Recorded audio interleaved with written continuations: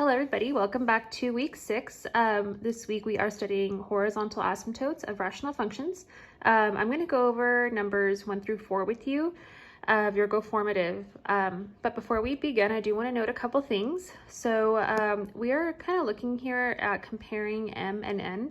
M would be your highest exponent of your numerator that's attached to x, and then n would be your highest exponent attached to x on your denominator.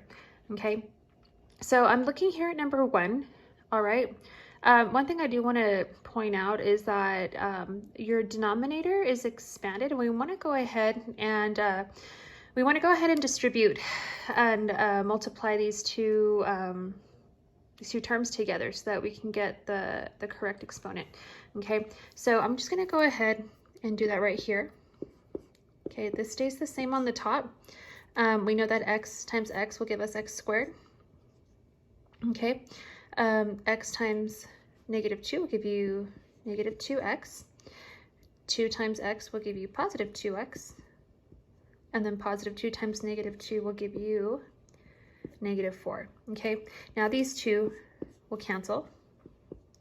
All right, so what we have here is x minus 2 and over x squared minus 4. Okay, so what we're comparing here is m and n. Okay, so let's go to our x. This is our only x here. Okay, and if you notice, we don't have an exponent, but there's an invisible 1 right there. Okay, and if we look at our denominator, our exponent is 2. Okay, so what we're doing is we are comparing m and n one more time. So number 1 asks you, what is the value for m? Okay, so if you're not really sure, let's refer back to our chart here. Okay, m represents the highest exponent that we have attached to x. Now we only have one x here. All right, so our value of m is going to be 1. Okay, now for number 2, they're asking what's the value of n. So what we're going to do is we're going to go back. Remember, n is going to be the highest exponent attached to x. All right, and if we go back to look at our denominator, the highest exponent is 2.